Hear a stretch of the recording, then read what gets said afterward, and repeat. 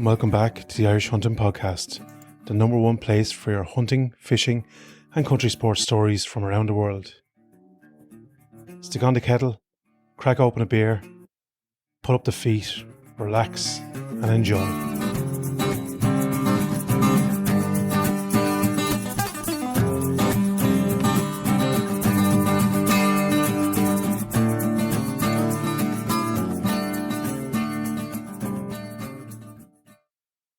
Hello and welcome back to episode number 97, The Edge of the Blade with Paddy Smyth. Paddy joins us in studio with some of his favourite pieces to discuss how he went from chef to master knife maker. Enjoy this one, folks. Paddy Smyth, welcome down to County Kildare and the Irish Hunting Podcast. Thanks for coming down. Thanks very much for the invite. Privileged to be here. Probably see here on the table in front of us, this is like a hunter's delight here. There's knives and blades and different materials everywhere, and we're going to talk through a little bit of them in a very short while, because as we probably see here, we've a lot to discuss. But first and foremost, Paddy, tell us a little bit about yourself. How, in the name of God, did you start making knives? Most makers will tell you it's a madness. It's a form of madness. But how did I get into it? Answer is I don't know. I had motorbikes for years, and there was only so much polishing and cleaning and fixing you can do on the bikes. A friend of mine was into movie knives more so than I was, and he was trying to get a movie knife from the Book of Eli. Couldn't get it anywhere. Normally you can get replicas online, and I said, I'd make you one. Barry, no bother, I'll make you one. I was like, oh fuck, what am I after doing? But anyways, long story short, got a piece of stainless, not necessarily heat treatable, but we made a replica, and we did it, and I was like, shit, there might be something in this. So I made another one, and I made another one. They weren't necessarily that great at the start. I should have brought a couple of the older ones, but I didn't. But it's an evolution, I suppose I can say. So from what I thought was a hunting knife, or what I thought was cool, is not basically cool. And I suppose your background, you're a chef by so I started off by chefing. trade. So when I left school, I went straight into working in hotels and restaurants. Started off in Tullamore, in a place called the Phoenix Arms. It's gone long ago now. So I started off washing pots and pans in there and helping the chef, and it evolved from it happens very quick. So usually when somebody doesn't come in, can you do this? Yeah, you jump on and start cooking, So it evolved from there to I went to college part-time because Leaving Cert wasn't that great, to be fair. So when I got into the chefing, you come up through the ranks very quick, and you tend to get poached from job to job, and it brings you around the country basically. So I was chefing in different places up and down the country up until 2007. Ended up in Roscommon. I actually only went to Roscommon to work for 3 months. I had a job got on a cruise ship, a head chef job got on a cruise ship, and ended up not going. It was the Abbey Hotel in Roscommon I was working in at the time. So when it came to going, they said no. Much is it going to cost? You're not going anywhere for that. So I didn't, to be fair, and met my wife and ended up staying. And I think it's probably the best thing I ever did, to be fair. So it was a mixture of money and women. The ruination of money and man. Yeah. And to be fair, it's worked out really well. So to be fair, even when I went for the job on the P&O, I was a P&O cruise ship at the time, they were saying, Paddy, why do you want to go and work on a cruise ship? Sounds like you've got a nice little life going on down there. And he was right. He was. Yeah. So, yeah. I suppose that's your background in terms of blades. Yeah. That's obviously the job. So it's a nice, I suppose, tie over. When did you, I suppose, realise that there's a potential? I suppose I know it's a labour of love first and foremost. Sure. But the tie over into a business. 2013. So around 2012, it kind of like, Jesus, something to this. We better look at, where can it go? Because at that stage, there wasn't anybody really in Ireland making knives. Rory O'Connor in Cork was the only one that I could find. Now, since that, there's a lot of guys popping up, but at that stage, there was nobody really in, I suppose, commercial capacity doing it. And also, through research, it was difficult to get materials. It was difficult to get tools. It was difficult to get the stuff that was needed for making. So, again, my original pieces were all done by hand. I mean, all done by hand. the bevels were done by files. You know, grinders and stuff like that. You know, you get them from America. You could get big machines, but you're talking thousands of euros for 272 belt grinder at the time. So my original pieces were done by files. I made a gas forge, we'll say, but you could only heat treat carbon steel with that. Carbon steel, you could heat treat it at maybe 860 degrees. You had to get it and then quench it with oil. There's no real way of knowing whether you had it at the right temperature or not. You use colour, and normally the high carbon steel, you know it's ready when it goes non-magnetic. So when you stick a magnet to it, it doesn't stick. Okay. You're ready to go. You quench. So the stainless steels were a bit more technical. I wasn't able to do stainless steel at that stage because, you know, stainless steels, you're minimum 1,000 degrees to get them to where you can quench it or properly heat treat it. And I suppose I just find it's all fascinating, but no one taught you any of this. Oh no, it's completely self-taught. There isn't anywhere you can learn it. It's trial and error, and a lot of, like, I can show you, I have a drawer with mistakes, but the best, I suppose, developments have come from mistakes. Yeah, that's you know? that's like and anything. most of the developments are as a result of a mistake. The claw, for example, was a longer blade originally, and I fucked up a blade by grinding it, or you know, when you overheat something, it burns the steel, and you've lost the. Now what I do is I heat treat my blades and then grind. Some guys grind and then heat treat. And what's the benefits, pros and cons of doing either or? I suppose if you grind and then heat treat, you've got probably more risk of warping after each. So there's no real, I won't say there's a right or a wrong way of doing it, because each different people will find different ways of doing things. That's just what I do. So warping, I suppose, is your biggest problem after quenching. Now, the stainless steels I find are a little bit more forgiving because you don't quench into oil, you plate quench. What does that mean? So that means you bring it, so this, for example, is the claw, it's ABL steel. Bring it up to 1,060 degrees, and it needs to be quenched back to room temperature as quick as possible. So basically that's it's brought back down to room temperature within less than 3 minutes. So what I use is aluminium plates under pressure in a press, and you use compressed air to bring it back down to that temperature within that 3 minutes, which is hard to do when you're doing batches.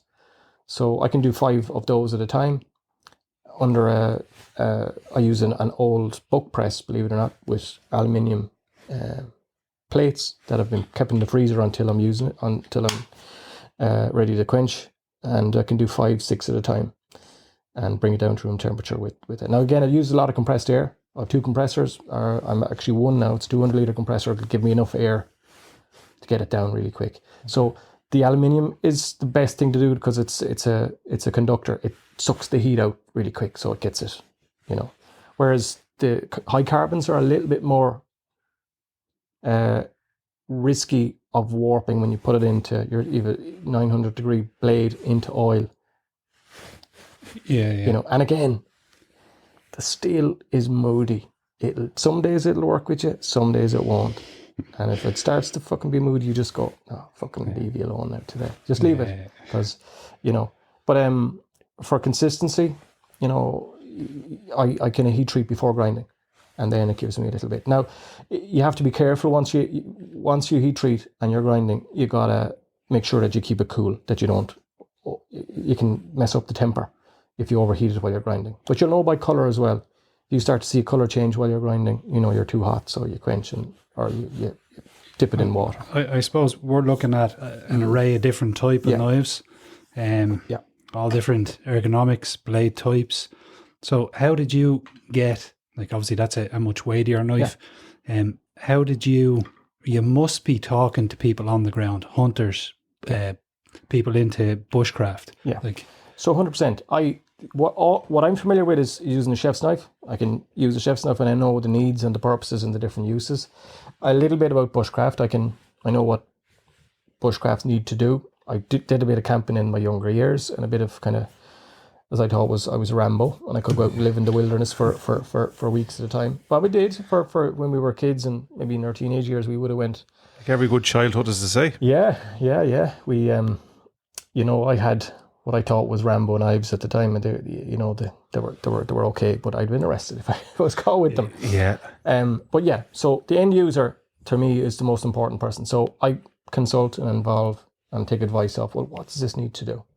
So I suppose from the hunting perspective, what I thought was a hunting knife was Rambo.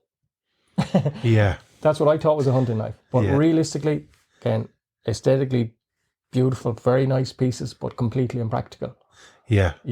For any kind of use. And I suppose you've mentioned the claw here, so we'll start, I suppose, with this one, right? And we'll start kind of nipping through them. Yeah. How did this to concept be fair, come to life? There's one person to thank on the claw, and that's David Dunn. Yeah. So I suppose David Dunn has been instrumental with the deer stalking specific knives from the start. So the first one was the Pro Stalker, which is that one there. This one? Yeah, that's a variant of the Pro Stalker. That is beautiful. Yeah. And that was, you're going back 2016, 15, 16 for that piece. It started off with 14C28N steel, which is quite good. But I was really only getting into being able to heat treat those high carbon stainlesses at that stage, which is a lot more technically advanced than, so you can, then the high carbons are a bit more forgiving, So in fairness, there's no better man than David. He's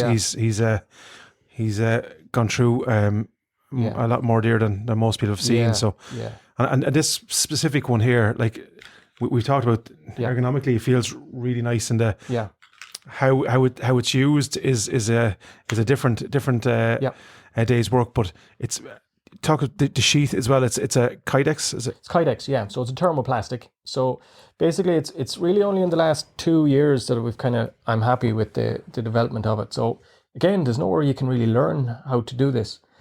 There's videos on YouTube and stuff like that, but again, there's so many different ways of doing it. I've developed my own process.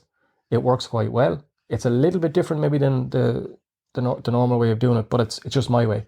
Again, there's no right or wrong way of doing it. It's what works for you, So Kydex, it's clean, it's easy to maintain. It's not going to distort unless you boil it. Okay, let's interfere with it essentially, yeah. Yeah. No, I have had a case where a customer had a suspect TB beast in the wild, and he brought it home and he threw the whole lot into a pot of boiling water. Okay. And then rings me, he's like, Paddy, this has gone all out of shape. It's a mystery. I'm like, what did you do? He threw it into a pot of boiling water. I said, okay, well, that's your problem. No, we got it sorted, we fixed it up, we got it done. But other than that, it's only limitation. Like, you can wash it, you can pretty much take it apart. It's, I suppose, and that you'll hear that probably in the background there. That's the knife essentially clicking into the sheet that you can have. Yeah, and some of them are not that. What would you say? Not that clicky. Yeah, yeah. But again, it's I suppose up to the personal use and preference. The reason for the tighter the click, it's not going to fall out. Yeah, basically. So there's one there that just customer said, I don't want to have it as a tight click because for sound. Yeah, which is understandable. But again, I couldn't guarantee that if he jumped over or was upside down or something, it would fall out, which it won't. But again, it's just to mitigate the risk. Yeah, and obviously the looser is the you've different. As Rob is having a peep there. Sorry, what percentage? So you have leather and the Kydex. Yeah. Now, in the last couple of years, are people going more leather or Kydex? It's gone more Kydex. So in the last year, as I said, I haven't made a leather sheet. Actually, I did. I've made one this year for a hybrid. The rest has all been Kydex, and it probably started more so in the UK, where guys were saying, "Listen, I need something a bit more hygienic. I need a little bit more kind of. I don't want to be worried about taking it out in a week's time and the sheet being rancid or covered in mold or whatever." So I would say probably 90% Kydex at the moment. And just in terms of leather, because I have a piece of your leather here. How do you buy your leather? Where do you source it? And so the leather, how does it go from that into that? It's pure torture. Could you just talk us through the process of that? So basically, the leather is bought I buy it by the hide. and I've a supplier in the UK that I trust 100%. I'll ring him up and I'll say I need X, and he say I know exactly what you want. I've got this in chestnut. I've got it. It's all Italian leather, or he's got some Maranello leather. So it's the leather that the Ferrari uses, I think, in their cars. So it's high end, good stuff. It's flawless. So leather is graded. So Irish people say, why don't you use Irish leather? Well, there is no place I can get it. There's no tanneries left. Like every town in Ireland at one stage had a tannery. 10 yard in Tullamore. That was leather processor. It's gone. Plus, you'll find that Irish cows will be going through bushes and hedges and fucking barbed wire. They'll have scars and stuff like that. There's no scars in any of these leather, which I prefer. I'd like a little bit of character on it. You know, I'd like a little bit of a story to tell, which, to be fair, they're all flawless. But so it's you can't make this any other way other than hand, lads. It's all cut out by hand. It's finished by hand. I have a leather stitcher, but I will only do that for when I'm doing a batch. So the rest are all hand stitched, which is, you know, I can drill out the holes and then my hands are fucked from I'm just seeing that there. You've plenty of war wounds there. Yeah. So, and then in terms of handles, what is that? Is that G10? Yeah. So most of the hunting knives would have what I'd call a composite material, which it's forgiving when you're in the wild. It'll get wet. You don't have to be worried too much about keeping it clean or whatever. So this one is G10. It's black, and the liner is a carbon fiber based glow liner. So basically, if you drop that down in the grass at night time, you'll find it. You'll see it. You have one of them, Roberts. That. Yeah, I actually. Okay. I have that handle, and I can attest it. That's why we made contact with you, is because I got one of your knives as a present, and I really liked it. Yeah. But so back to this. That's the G10. Yeah. But then the wooden knives, you would believe that they would scratch easier. Yeah. Well, traditionally I wouldn't have made. It's only in the last year, I suppose, that I've started to be happy that I can put out wooden handles, and the main reason being that, you know, any kind of a natural material, including leather, doesn't like getting wet, and it'll eventually kind of weather. So the wooden handles, probably anything that's porous. If you get blood, guts, bodily fluids into anything that's porous, it generally doesn't end well. So the process that I've kind of, I won't develop, a lot of makers use it, but I'm at the stage where I'm happy that I can let it out into the wild. And it's a stabilization process, which is basically the air is taken out of the timber and replaced with resin. And the resin is baked. And it's plasticizing it, basically. It comes hard. It's very, very hard and durable, and it'll last. And we have the two different, I suppose, one before and one after. Yeah. So basically, there's a noticeable difference in the weight of the two of them. So that's oak burl. Again, oak burl is kind of rare. So for all intents, basically, burl is a kind of a wart that'll grow on the side of a tree, and usually older trees, and you'll see this big kind of ugly lump on the side of a tree, and it's a burl. But basically, it's a cancer that's on the tree. It's not supposed to be there, but it's got a lovely character, lovely grain. There's a lot of work to get it to that stage. You'll see walnut burl and stuff like that, and you know, the old Jaguar cars, and it's a veneer. But again, it's the same principle. So that's. You put some sort of synthetic material in? Yeah, so basically that's submerged in a liquid. It comes in a liquid form. It's a two-tone. There's different types. There's cactus juice, and there's other kind of stabilizing fluids that you can get. It's liquid. You put it into the pot in those kind of blank sizes. You submerge them and weigh them down, and the air is sucked out. It's in a vacuum chamber. Air is sucked out. And you gotta stand basically while you're doing this, because you can actually see the bubbles come out. Bubbles are could be coming for the likes of that. It's very porous. Maybe 3 days, you'd see the bubbles coming out. And we were talking about that. That probably differentiates you a little bit. You can do it. You can get away with 24 hours. I think we were saying. You were saying, but you like so the likes of that, the bog oak and the oak burl, I've left it in for 3 weeks, 4 weeks. Yeah. And again, that's to make sure that you've got full penetration of the That's even at that, you're not getting you're getting it as much as you can. you won't get it 100% because of the very Now, nature of the stabilization won't work for big voids. So if you see there's big voids in that, but I have different ways of finishing that off. Then I'll use a different resin for smaller cracks once I get into it. So, and how long? Like obviously, this timber that you get, it comes in large, basically slabs, trees. yeah. So this oak I got from a chap over in Sligo. He actually bought the whole tree. Came from a place in Tipperary. It was, as far as I know, it's a 10 or 12 foot diameter tree. So he cut it up into slabs. Usually would be going to make tables or whatever. So I bought a lot of that. I've got enough to do me for a long time. So that right. So how long is the process from when you get it till it's ready, just to handle, to go onto a knife? It's very hard to. The point I'm trying to make is, people wonder how come these handmade knives are so expensive. Yeah. But my point is that the work that goes into them and the time. Huge. So huge. just to handle, how long roughly do you think? Well, I suppose from the time I would have gotten this to get it to that stage to be usable, it's probably 3 months before I can use it. Just the piece of wood. So, but again, what I kind of have, I'm lucky enough now that I can stage things. So I can do a batch of claws, I can do a batch of pro stalkers, I can do a batch, and I might do 10 claws at a time, 10 pro stalkers at a time. So it's all done in batches. But like if you were to say how long does it take to make this to this, sure, you wouldn't be able to make one a week. Like you know. At the minute, I can probably turn around 2, 3, maybe 4 pieces a week because of the various stages. But the one that I finished yesterday, I might have started it 3 months ago. But I'm only doing an hour here, an hour there, an hour there, you know, the various stages. It's madness. There's no question because... and I have a question because you're after building up so much knowledge yourself. Are you passing it on? Yeah, I'm hoping, like I have 3 boys and a girl. I'm hoping that one of the lads will take... So of the 3 lads, one is big into design.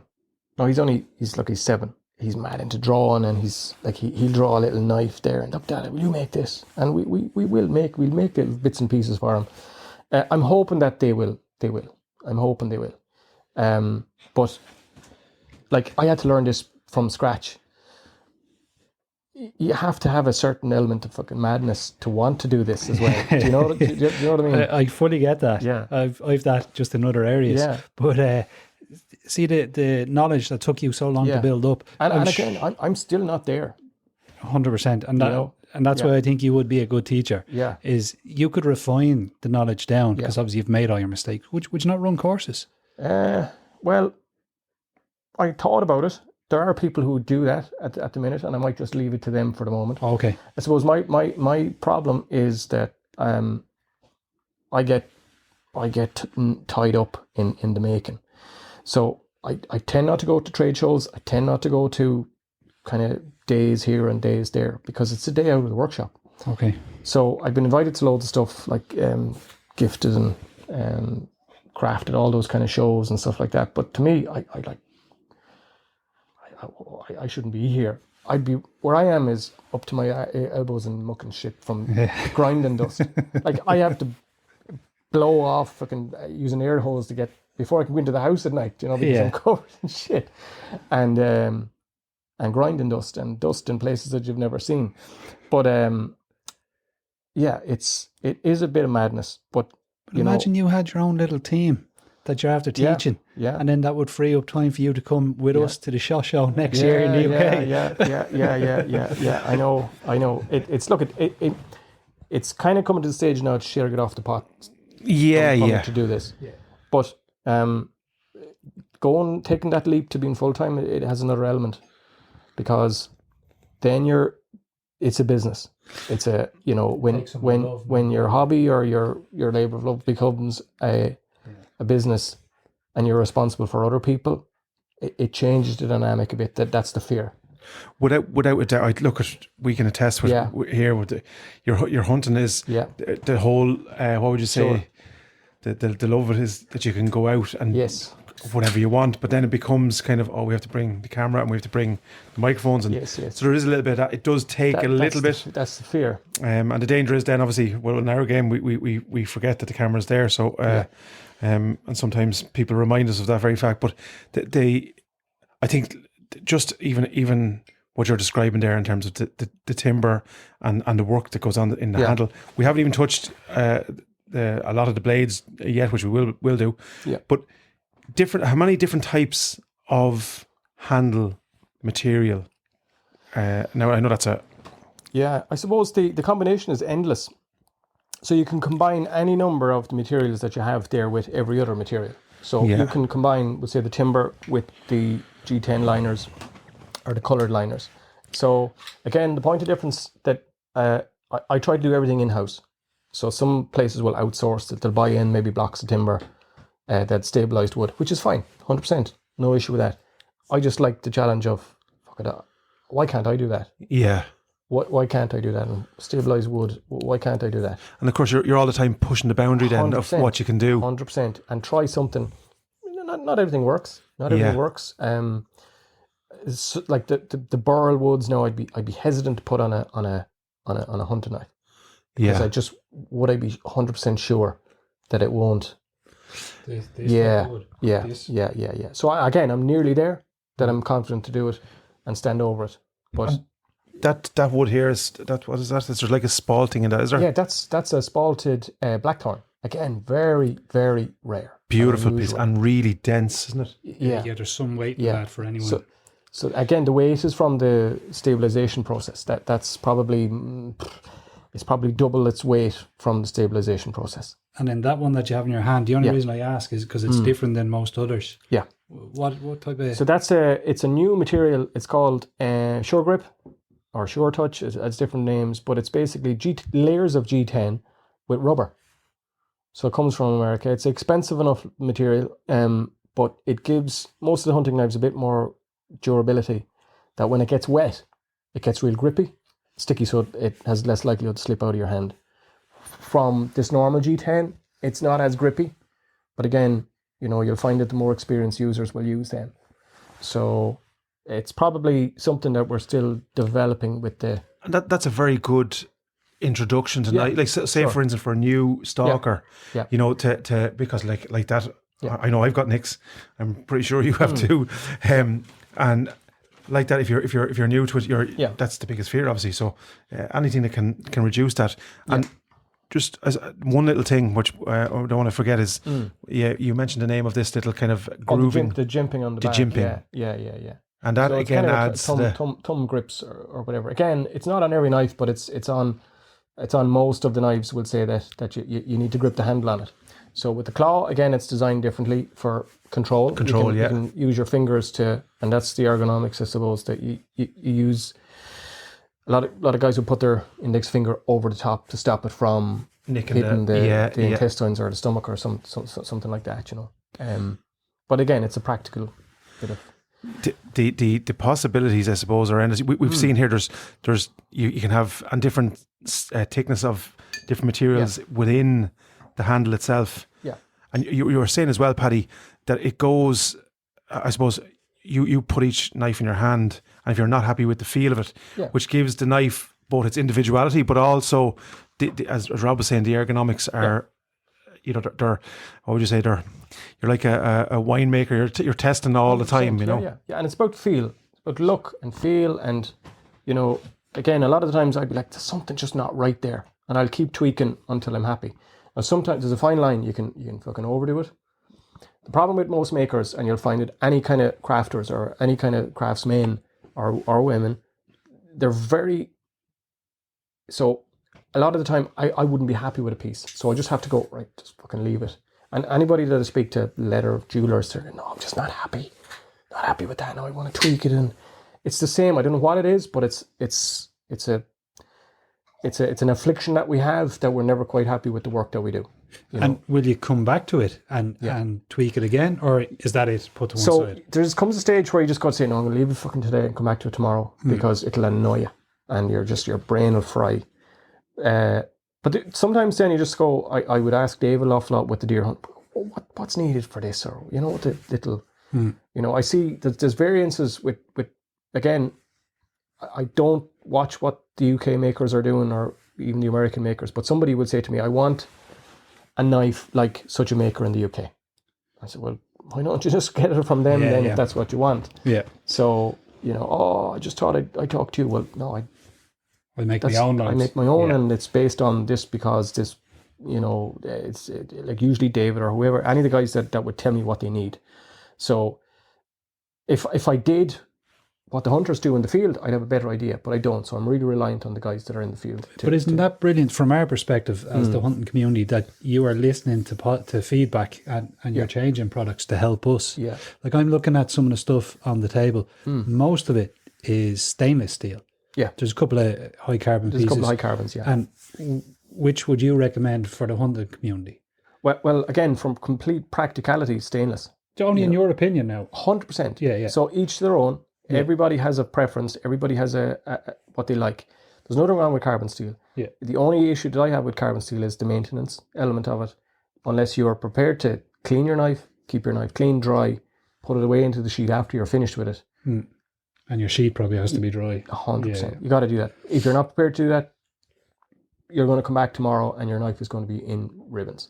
Not there's anything. It has no effect on the performance, but it's going to be nasty. Yeah, but it can have, from our perspective again, contamination onto 100%. Meat, which is poor. Yeah. So again, all the butchers years ago, the old butcher shop would have a big fucking knife stuck in a board that was black. There's nothing wrong with that. It's just a patina that's built up on the knife, like this one here. This is a forced patina. So basically, it's through the process of I'll acid etch that. I'll use ferrochloric acid or I'll use hydrochloric acid, depending on the type. It turns shiny steel to that almost instantly, and then you clean it off. I'll stone tumble it. I have a stone tumbler, or I'll polish it, or whatever. So that's kind of it's patina, but it's polished. Do you see the kind of black shine on it? Yeah. Pretty much same as a gun barrel, lads. It's the same process. And there's also then you have some nice kind of that's a forged blade, I suppose you could say. So it's kind of forged. That's heated in a gas, and it's hammered to get that kind of texturing on it. And that's a really cool for anyone that can't see it. Again, the ergonomics of that knife is really nice. That's what type of timber is that? That's oak. That's oak. Irish white oak. It's stabilized as well. It's what you'd call a vintage oak, because it's a reclaimed piece of timber. Okay. That was a gatepost, believe it or not. Yeah. Isn't that brilliant? So where I got it from, the guy thought it was bog oak because it was so heavy. Okay. And it was in the gatepost. He remembered it when he was a kid. It was changed into a steel post and it was just buried in a fucking ditch. Took it out. It was 12 foot long. So I think that's bog oak there, Paddy. You might do something with that. So we cut it up into like 3 foot lengths, and I was like, it's oak, but it was maybe 6 inches in diameter. But all of the outside was ruined, like it was gone. So, but what I got down to the inside was this, and it's old Irish timber. You see how dense it is? It's unbelievable, yeah. So it's very dense. And is it possible then? Like that's just a question off the cuff.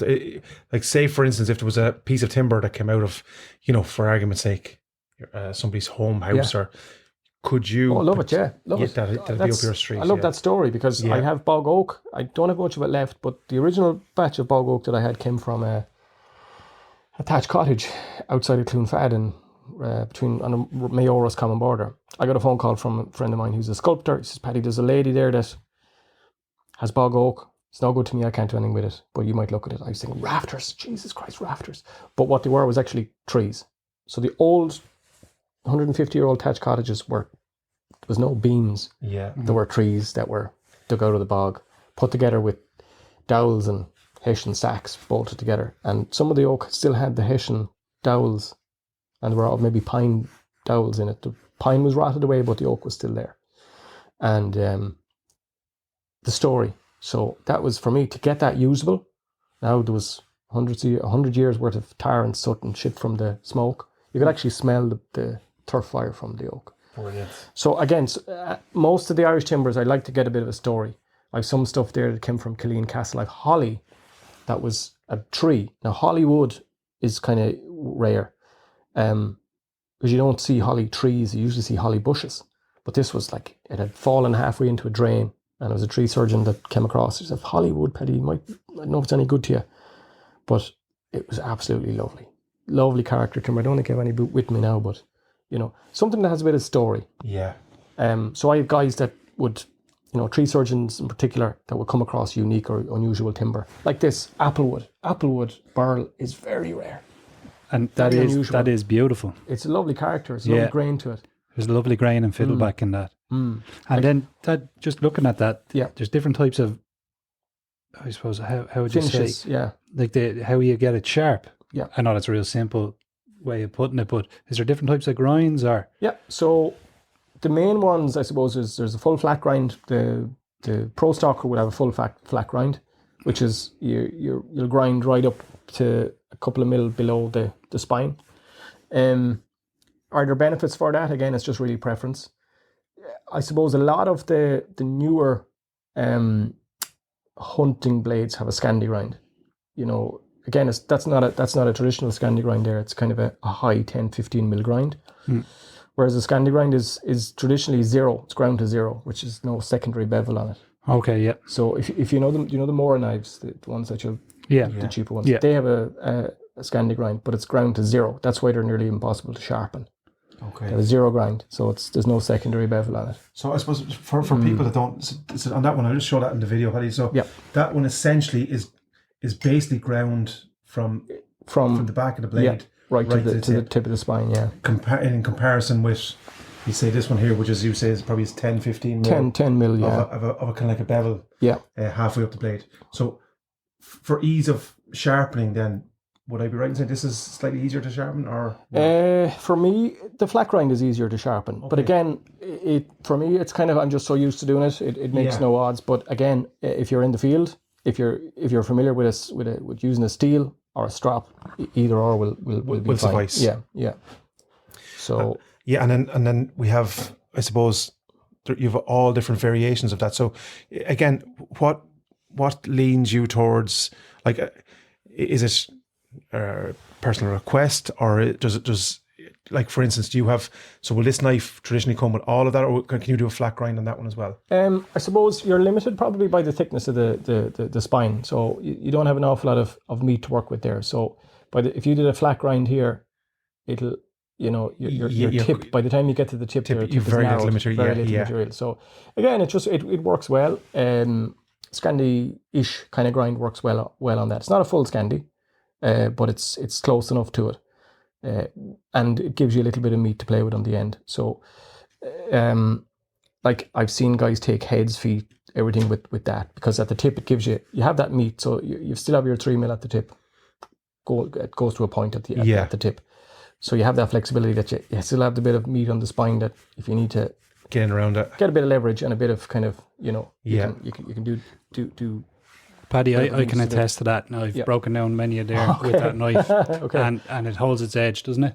It does. Maybe after, I don't know, maybe 6, 7 red there, breaking down. Wow. I might give it a strap, just a leather strap. Okay. And it brings it back. Very good. So I can attest to that. It's field tested here, and you just mentioned this is kind of probably getting there, the blue one here. Yeah. These in particular, you said they generally go to. I'll find they go to America. They're a general purpose, an EDC, an everyday carry kind of knife. Okay. For, it's small enough.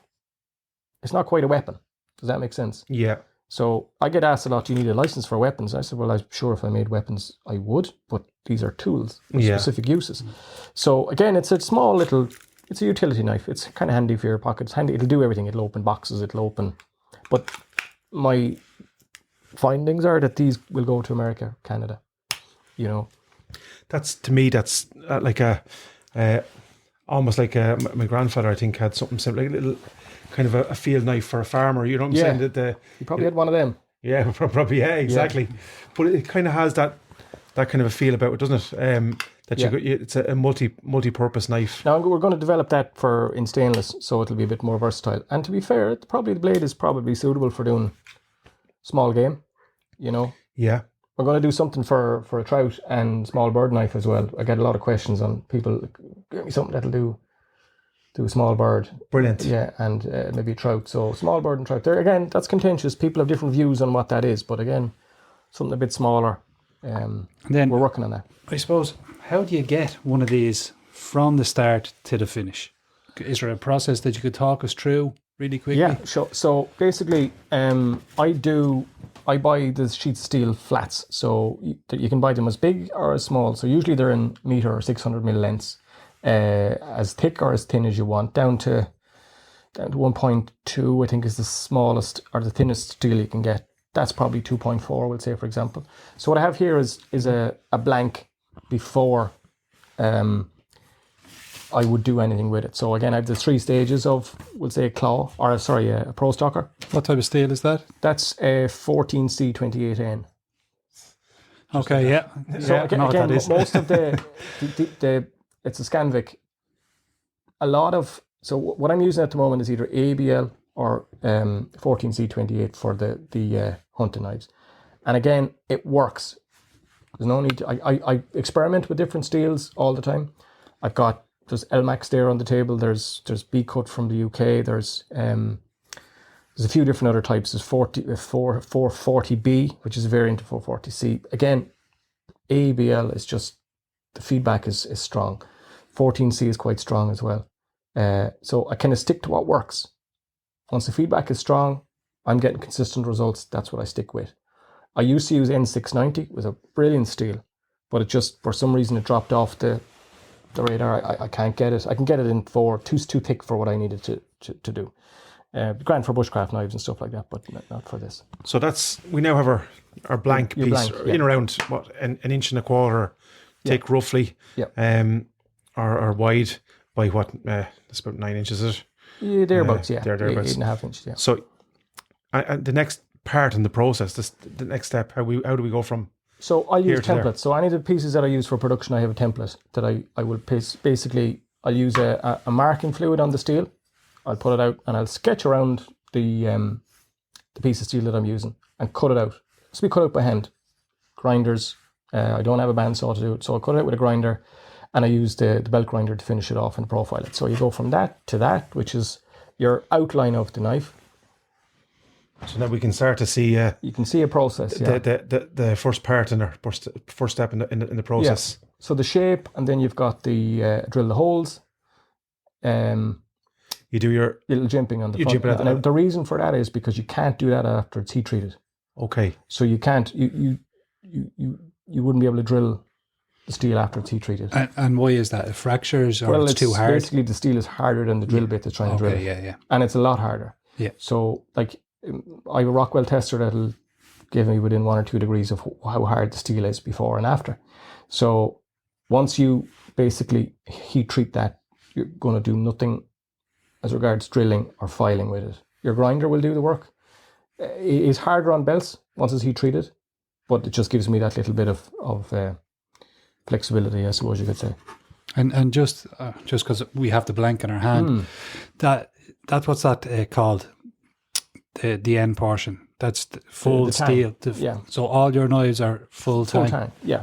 And what's the benefit of a full tang knife? So I suppose it gives you its rigidity. Again, there's nothing wrong with a hidden tang blade or a rat tail tangs as they go. I just prefer the full tang. You've got a lot more stability. You've got a full piece of steel from tip to the end of the knife or the heel of the knife. That for me, there's nothing wrong with hidden tangs or rat tails. It's just what I prefer. You have strength. You're not going to snap it too hard, too easily. Anyway, you will snap it if you put the force on it, but not as easy. We were always taught full tang was the only way to go. That's the only reason I ask. Yeah. Again, preference. I prefer full tang. You've got full strength, and also if you break the handle off, you can just repair the handle. So, which I've not seen any handles being broken, but I'm sure there's somebody that could somewhere. test it. Somebody will just will do that. Yeah. But So next part in the process, we have your drilling done, your basic profile, your jinking. Next, how do we? So it's heat treated then. So once the holes are drilled, the little bit of chimping is done on it, and any marking that I need to do is done. So it's heat treated. So this has to be treated at 1060 degrees or 1030 degrees, depending on the type. So each steel comes with a data sheet for what it likes, what it doesn't like, how to anneal it, how to harden it, how to temper it. So you just go by that, which for any knife maker, it's a follow the instructions. So within reason, you can't go too far wrong, so long as you have the tools to do it. So this will say would need to be 1060 or 1030, depending on, I think it's the 14C likes 1030 for 6-7 minutes. So I'll put it in and leave it soaking for maybe 10, 15, 20 minutes, depending on what the manufacturer recommends. Take it out and it's quenched. Now, 1060 degrees is hot. It's fucking damn hot. Now, I'll take my furnace, my electric furnace or electric kiln to do this. It'll take about 4 hours to get up to that temperature. So I plate quench this. Stainless steel, you can oil quench it, but I prefer the plate quench. And what is, so plate quenching is basically you will take it from the furnace and it goes between two plates of aluminium under pressure, and you force in compressed air.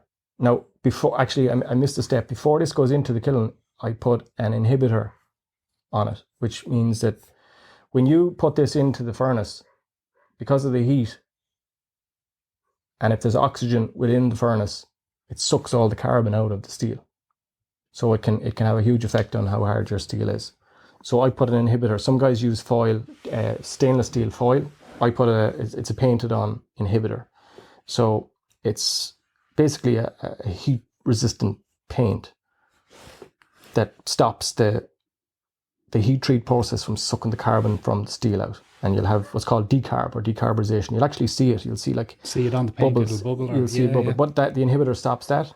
It doesn't stop at 100%, but it goes a long way. I've had no issues.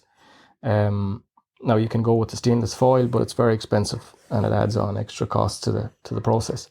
Does it add on much more percentage wise? It does. Again, I haven't used it.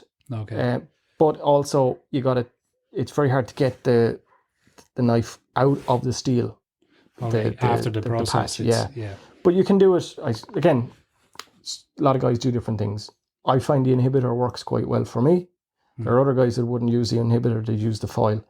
I find it works quite well, and I've had no issues, and I've had very little decarb. And I suppose the Rockwell tester gives you the idea of whether you have it right or not, which is good enough for me. And again, if there was something wrong, you know very quick, because you'd have pieces coming back and you'd have issues. And then that cooling process, then you're saying two aluminium. Yeah, so it goes under 2 sheets of aluminium, which I chill down first. So it's got to go from 1060 degrees to room temperature in about less than 3 minutes.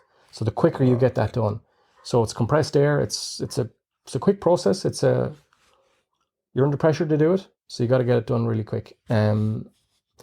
But once you have your area set up and you've got the press right and you've got the aluminium sheets right, it works quite well. And then once you get, it's not viable to do it one at a time. You got to do them in batches. It's obviously you're getting a temperature of 1030 or 1060. Yeah. It takes a bit of energy and electricity and all that to get things up to that. So your costs per unit are. This is not a mass-produced product by any means. So if you can do a couple at a time, I'm sure it leaves. And some of them are hotter. Some of them need to be 1160, and So yeah, it takes a bit of juice to run it. 100%, yeah. I'd say you're the flavour of the month at Christmas time there.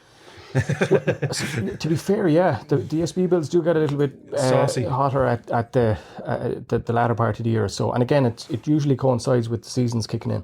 Yeah. So the deer season. So what I'm trying to do now is get an anticipation for September. Yeah. But it doesn't always work that way, because what happens is, and for me it's very hard to get a balance, because I'll get a rush on chef's knives and then a lull maybe on deer knives, and it's hard to make sure that I have a bit of stock. Yeah.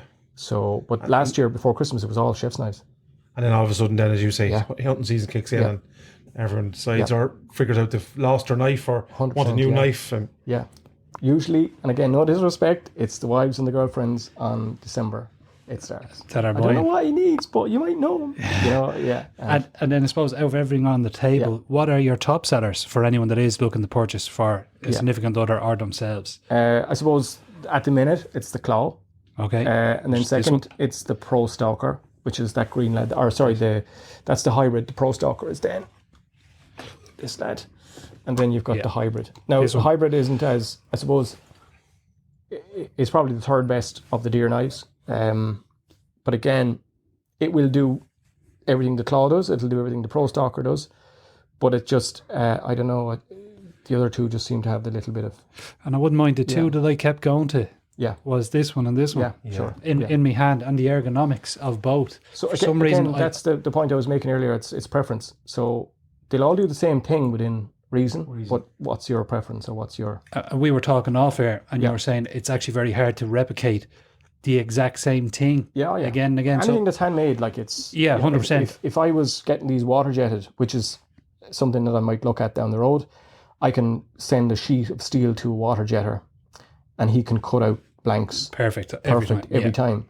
So that gives a little bit more consistency. But you know, you're only talking within millimeters. Yeah, but so I suppose, do you ever go get a haircut and you're looking in the mirror going, now that's perfect, but he keeps going and you go, man, that would have been grand if you left me alone 5 minutes ago. No, we're Irish, we never say that. Oh, no, I never say it, but I think it in my head. I smile, he puts the mirror up behind my head and I say, oh no, that's perfect, thanks a minute. But do you ever get that stage when you're doing the handles on a knife, you go, just a little bit more? Yeah, it happens all the time. So a little bit. Again, so I kind of stop once it feels right in the hand. And with the Pro Stalker, there's not much you can't. So I have a system that each piece is very close to being the same, and it's just the hand finishing. So with the composite materials, you won't find any flaws, you won't find any issues with the material because it's always fairly consistent. With the wood, it's a little bit different because for all the best intentions in the world, you might find a little bit of a hairline void or a crack that didn't come through the process. Now, not a crack as such, but a void. You can process that, you can fill that, you can fixing that, But again, you're dealing with a natural product, so you're going to expect that little bit of. And I think that we were just saying as well, that adds a little bit to the story of the knife, the character of the knife. Just a bit of character. Yeah, and I think these are pieces that I've said it before. Like if there is women and wives and stuff, these are because what lad doesn't need or want. You know what I'm saying? Yeah. You go everywhere with them, and these are going to be, please God, around a long time after we're gone. And there's a story. They're built to last. Yeah. Yeah. And they're built for work. And there's going to be a story after. Like their story's only beginning when you're finished with your process. And then I suppose we've moved on now to our next stage in the grinding. The process. We're starting to get sharp here. Yeah. So again, the grinding is, I suppose that's the fun part of it really. Like, so these are all hand ground. I don't use a template for these or a jig for these. So you're really going by feel. And after it's heat treated, you got to keep it cool once you're grinding. So I'll start off with, usually with this, depending on how thick it is, I'll start with maybe a 60 grit belt and work my way up to 120, 240 and 400 until I get to that stage. And then I'm hand finishing from there to get that satin. So when you're grinding, you see the marks, see the grind marks on that blade, for example. You'll see the grind marks. Yeah. You'll have the same on this one, but I find that with the hunting knives, I like a kind of a satin finish. Yeah, not as much as I can see it on exactly, this one. Yeah, exactly. Now this is fine. There's nothing wrong with that. I just find that this works a lot better. Now the only way you can get that is by hand. So you put it into a vise, and I'm using different grits of stones to get that. I get rid of all the marks, all the scratch marks. So I've got parallel lines running from the back of the blade to the front of the blade. Tip where this is running down the vise. Yeah, exactly. Yeah. So you'll see the grind marks. Again, it's just for me, it's just a preference, and it gives it a nice satin finish. So that's probably hand sanded up to 600 grit paper. Wow. And stones, yeah. And it's just purely by hand.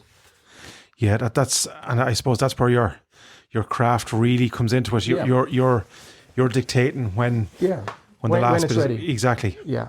And I like that. so it's textured. It's a hammered texture. That's forged, basically, you could say.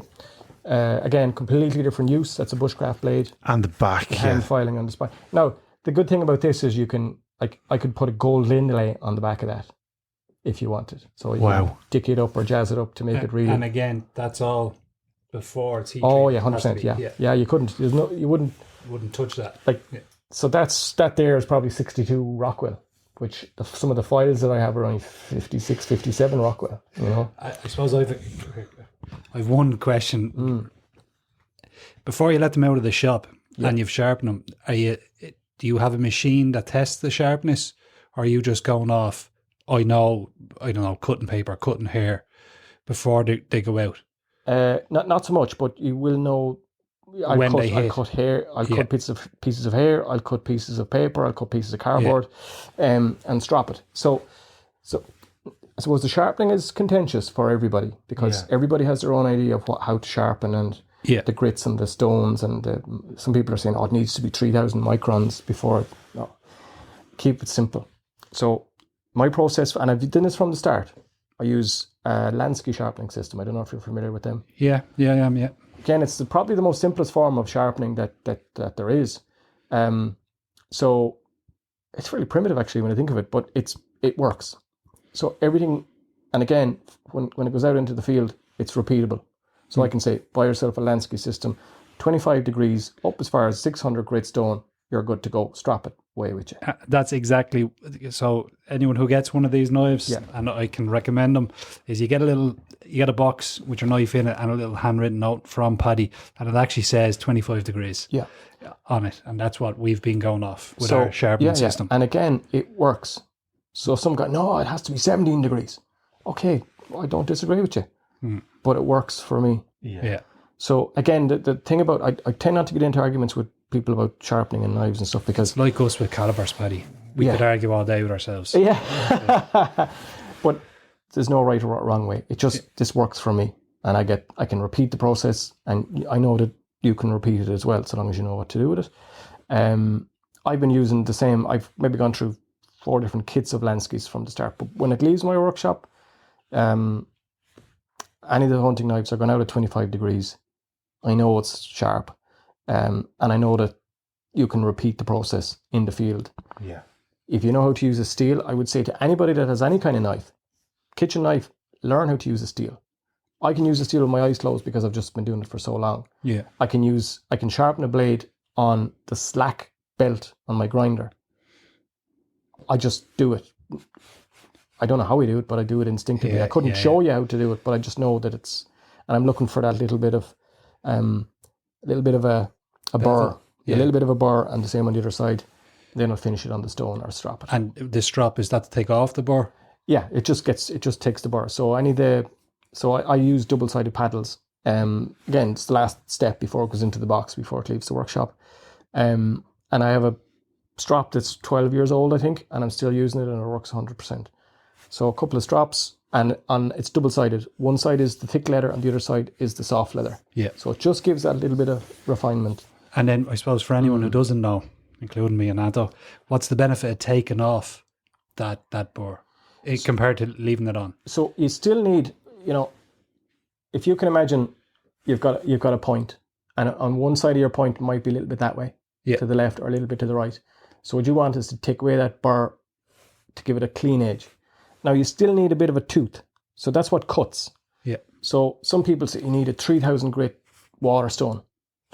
That's, to me, it's too fine. Too fine. And if you have too fine of a point, it's going to wear. So if you look at a razor blade, your Mach 3 razor blade, the best a man can get, a Gillette, whatever the fuck they say. Yeah. How many shaves would you get from a shave? Not a whole lot, no. Would you get 3? I would, because I don't have a whole lot of facial hair. I'm in double digits there, Paddy. I find what I do is I maybe might leave it for a few days, and I get that really wiry kind of, and the blades don't last. It's no different from this. Yeah. Hair, cartilage is probably the hardest thing on the blade, particularly hair. I find that guys that are doing reds hair is, it's very, very, very, very harsh stuff on a blade. Yeah. It'll take the edge fairly quick, but again, it shouldn't be too hard to reestablish that But see, grit. some of the lads that hunt don't understand. If you pierce in and cut out Yeah. from the skin side out through the hair, it's not as bad as What trying I'd to cut through recommend the hair. for those guys is to buy a lightsaber. Yeah. I've seen people trying to cut through from the outside, just slashing away at hair. And I know you're sweating there thinking about your knives. But like, see the burr, I presume if it's slightly more on one side, that it's easier to fold that burr and then dull your knife. Yeah. So you could take the burr off. And So then the strop will generally get rid of that little burr for you. It won't get rid of it, but it'll make it less obvious, I suppose. But you still need a tooth. Yeah. So it's the tooth that cuts. So if you look at a blade on a microscopic level, I suppose, you think that your blade is smooth as hell. It's not. It's got teeth. Serrated slightly. It's little tiny micro serrations on the blade. So in my opinion, 600 grit stone is as much as you need to go. Again, that's just my opinion. Yeah. I can go up to... It makes sense because, as you say, like, especially for what we're talking about here, which is essentially fieldcraft knives, and that's like we are going to be cutting at some point a little bit of hair, as you say, a little bit of cartilage. So if you go too fine, you are going to, I presume, get a dull, which again, we don't want to be sharpening knives. I know I don't anyway. Too regular. So you want to try and keep it edge. I actually like sharpening the knives. Yeah. It's sort of... Well, it's a bit of maintenance as well. So if you have a strap. Now, I've got a couple of small kind of pocket straps as well that I give from time to time. Just take it out, give it a lash. You see guys using diamond steels and diamond stones, they're fine. If you have a small steel in the field, happy days. But steels aren't easy to use if you don't know how to use them. Do you know what I mean? Yeah. So with this one now, any of the chef's knives, I've never used a stone on a chef's knife. Never. Yeah. Just give it a steel. So I suppose we've just been talking about, and I hope, for anyone who's listening, if you can't see us, this is our first time trying to use this machine over here, a camera. Right, but we're a little bit nervous that the camera is not picking up the sound, so we're also using mics. Yeah. But for anyone who can see us, that is Paddy's chef knife. And when I say that thing is balanced, that feels, I know nothing about chef's knives. Balanced on a knife edge, that exactly, it's just... It has to feel right in your hand. That feels like an extension of somebody's finger, doesn't it? It's just unbelievably well balanced. I suppose that's... You've taken your knowledge and put it into this type of a machine, which is that's where I'm at my most confident, I suppose, because the rest is kind of reliant and it's developed with what you need it to do. Now I certainly don't know everything, but again I've used like 2 or 3 of these in the house, that I find it hard to mind because what happens is somebody will come and fuck it into the dishwasher. That's probably the biggest problem with the chef's knives is you have to, when I'm putting them out in the box, I give there's a 2-page care note on it, and people go, oh Jesus, I have to fucking mind this. But what I would say to anybody is, don't put anything in the dishwasher that you care about. Yeah. If you have a good set of crystal glasses, don't put them in the dishwasher. Yeah. And that's like, to put that into the dishwasher would be anything that sacrilege. You care about, don't put in the dishwasher, because there's abrasives in the dishwasher. It's going to eat it away. You see it on detergents, pint glasses. Of course, yeah. Laura, I need one of these for Christmas. I tell you, I can attest it there. It's a fantastic. This is like a man's dream here. I think you've some of the materials we're just going to talk through us there, Paddy, just before we. So there's a few bits of composites here. So this is the G10. So this is your standard G10. G10 is it's American made. This particular one, it's made probably everywhere else in the world, but it's layers of fiberglass or glass fibers and set in a resin. So you'll feel how dense it is. It's impervious. It's pretty much indestructible. But it's very versatile, very durable. It's easy to work. Well, it's not easy to work with. It kind of feels like a piece of, a little bit lighter, obviously, but natural stone or something, polished and that kind of a... Yeah, actually, or glass or something like that, doesn't it? Yeah. Basically, it is glass. It's glass fibers set in a resin, but you'll see how it polishes and it finishes very well. Well. And it'll last forever if you can mind it. So that's a variant of the G10. Again, it's the Shore Grip, but we showed you there earlier. Very good. The layers of rubber. So Yeah, you can see so the... people are surprised when they see it in its raw format. Jesus, is that finished? Yeah, that's it finished. Yeah. That's cool. It's like it's almost like a piece of wood on the side of it. It's like you can see the layers, Yeah. kind of built up like a biscuit. And then I suppose attaching these to that, then the last part of the process. So again, I should have brought a piece that had its handles just put on. So it's 2-part epoxy. I've maybe tried 5 or 6 different types of epoxies to get to the one where I'm happy with it.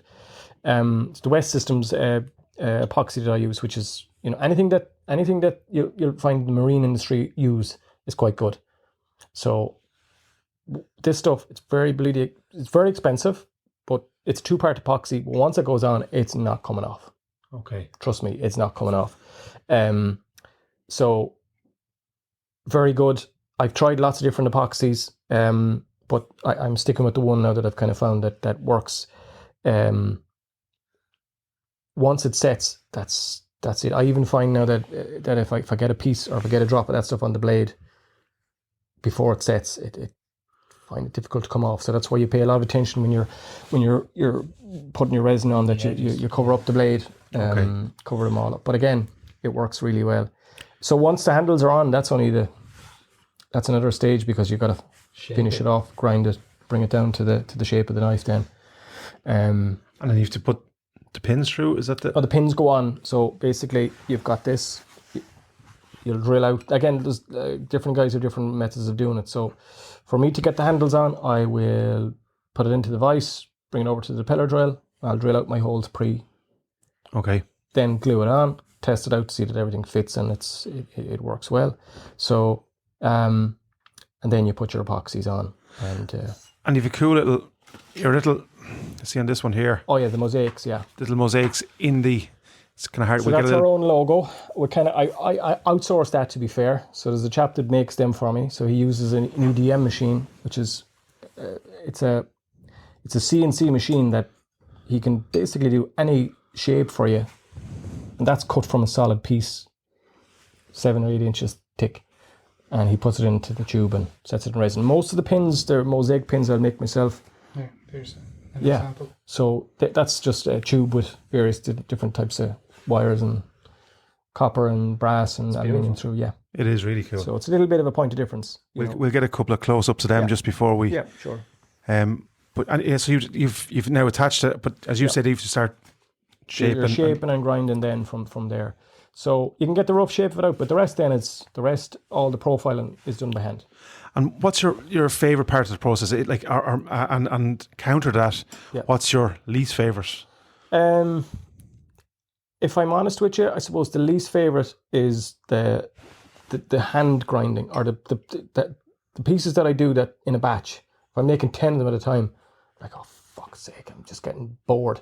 So that's why you'll find that knife makers tend not to do big batches of stuff, because they'll get bored. So I'm thinking, I want the next one, or I'm on to the next one, and I'm making stuff that maybe hasn't been tested yet, or so for me, the fun goes out of it when you're making big batches. Or if I get an order for 10 pieces, I'm like, oh Jesus. So you'll probably switch between doing a little bit of grinding and then going to do a bit of handle work. So I'll have 10 different steps going at any one stage. Yeah. So I might have, like, today I glued up 5 handles. I had 5 handles on the bench, and I've got 5 Kydex sheets to do tomorrow. I've maybe 10 or 12 leather sheets that needs to be stitched. Again, it's all stages. Yeah. So you can kind of dip in and out of it. So, I suppose this is an art form. So this is. Well, I don't know.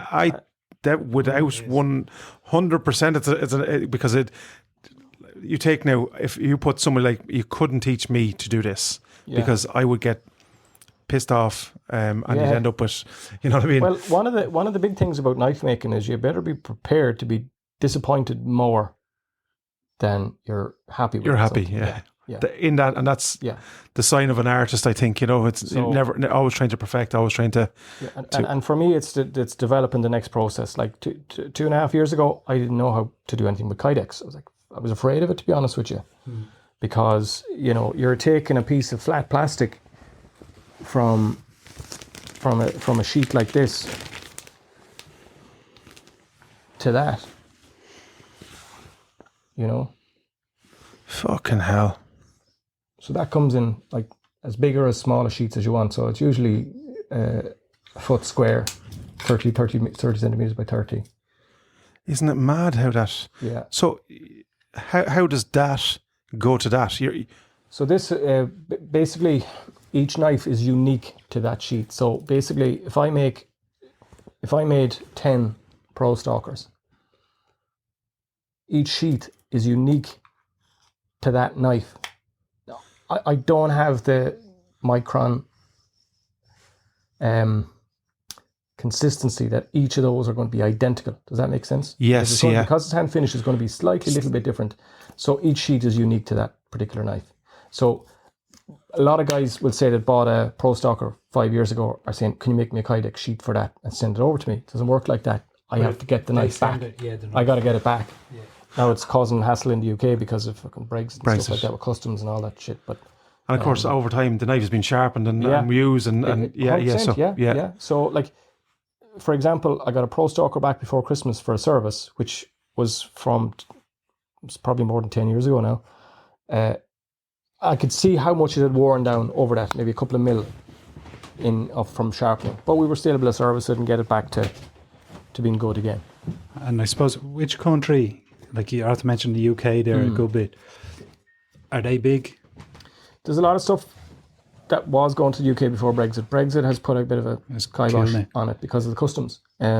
So customs are getting their claws in and they're charging customs. Now again, it's a process for me at the minute that I got to get that right, that I got to set it up that through the website it'll calculate the customs charges and whatnot. But again, hasn't been consistent.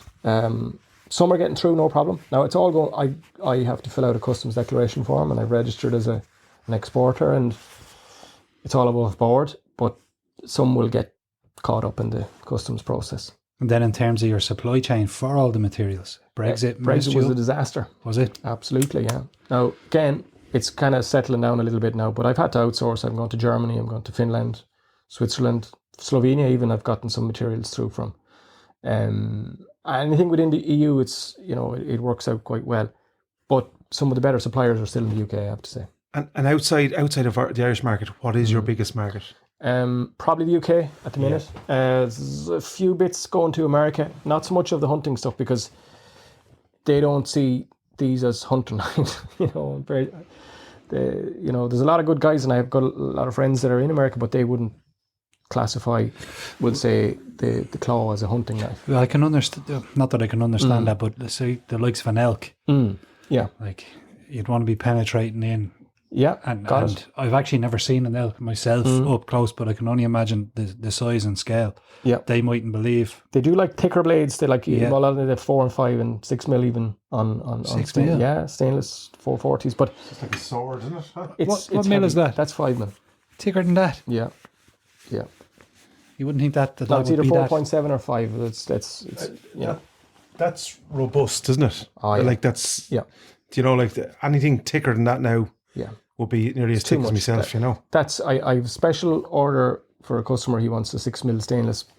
It's a fantasy knife he wants, but that's just, I won't go any bigger than that.